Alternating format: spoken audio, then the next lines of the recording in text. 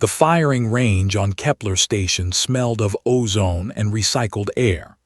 Anna adjusted the scope on her custom rifle, fingers moving with practiced precision across the antiquated mounting system.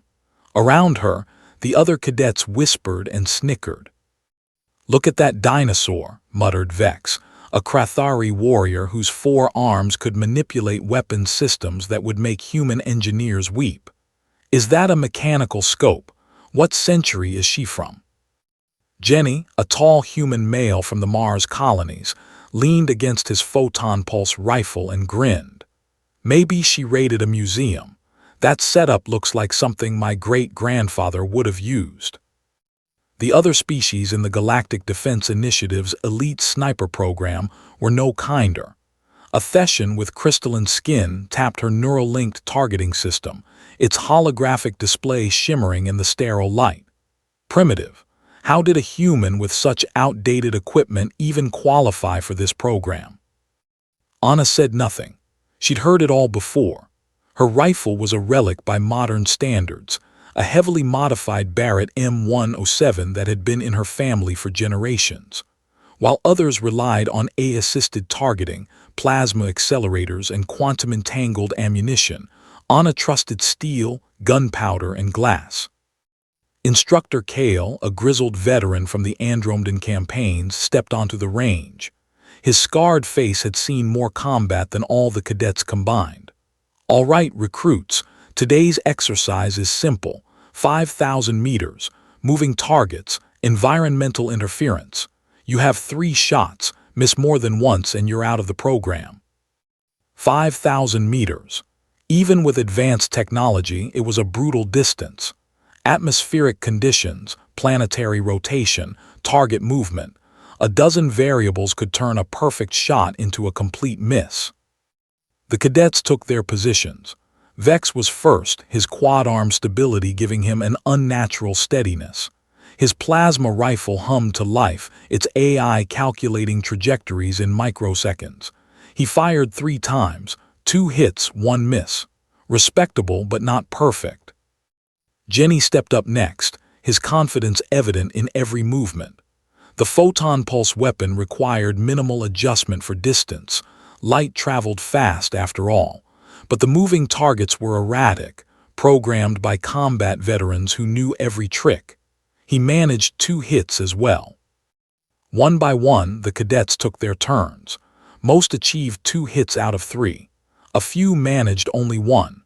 The Thessian, despite her advanced neural link, scored the same as the others. The interface lagged slightly, compensating for her biology in a way that introduced fractional delays. Then it was Anna's turn.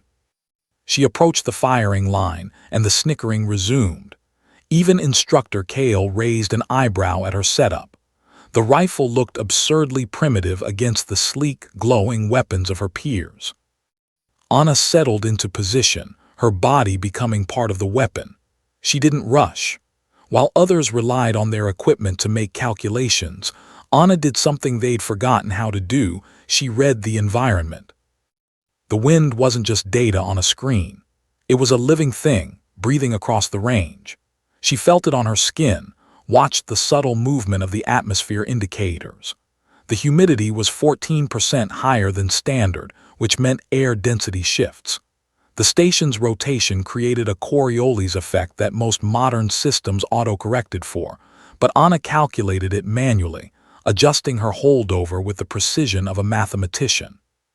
Her first shot rang out, a sharp crack that sounded wrong in an era of silent energy weapons. 5,000 meters away, the first target exploded. The range fell silent. Anna didn't celebrate.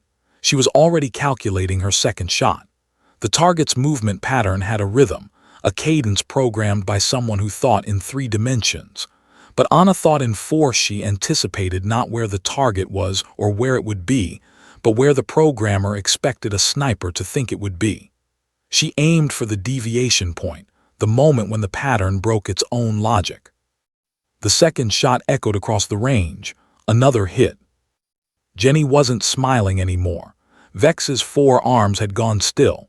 The Thessian's crystalline features reflected confusion. The third target was the cruelest. It moved in random patterns, completely unpredictable. Most snipers would wait for a pattern to emerge or rely on predictive algorithms. Anna did neither. She waited 30 seconds, 45. The other cadets shifted uncomfortably. Was she giving up? Then she fired. The bullet traveled through space that had been empty when she pulled the trigger. But by the time it arrived, the target had moved into that exact position. The third target disintegrated. 3 shots, 3 hits. Instructor Kale walked slowly toward Anna's position.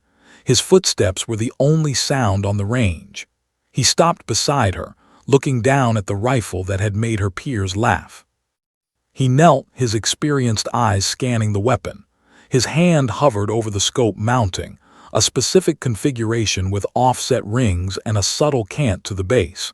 His expression changed. "Where did you learn this setup?" he asked quietly.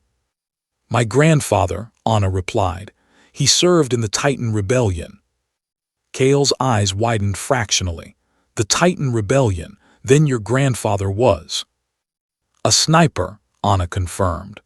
"One of the first humans to engage alien combatants at extreme range, before we had their technology, before we had anything but what we could build ourselves."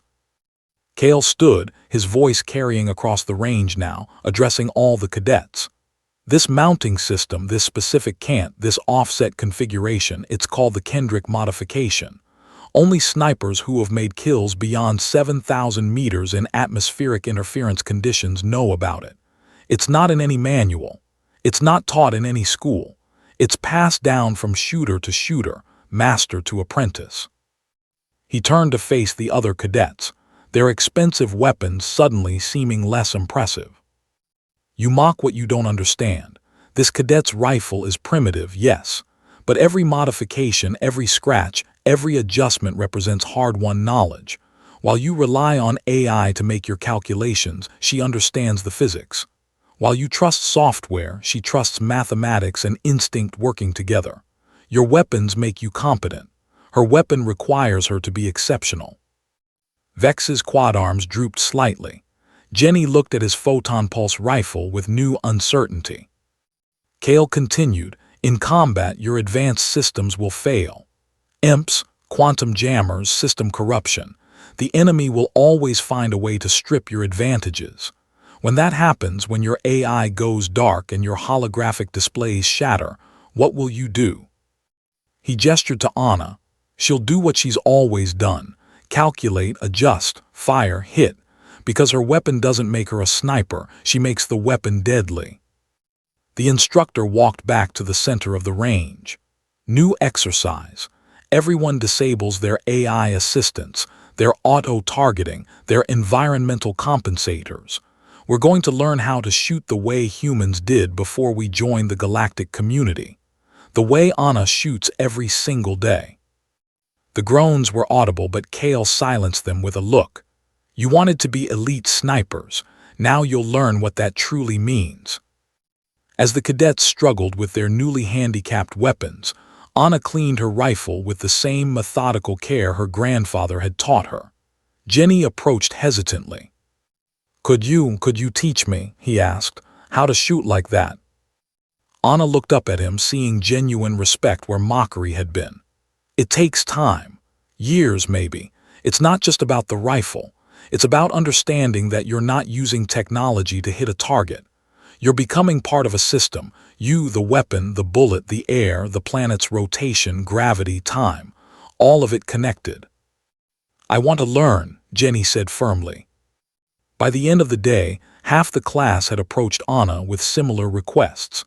The Theshan asked about calculating wind drift without sensors. Vex wanted to understand how to read atmospheric conditions through observation alone. Instructor Kale watched from a distance, a slight smile on his scarred face. He'd seen this before, the moment when cadets realized that the deadliest weapon wasn't the most advanced, but the one wielded by someone who truly understood their craft. Anna's grandfather had been right. He told her that in a galaxy full of aliens with superior technology, humans had one advantage. They remembered how to do things the hard way. And sometimes, the hard way was the only way that worked when everything else failed. As the station's artificial sun dimmed toward evening cycle, Anna packed her rifle carefully into its case.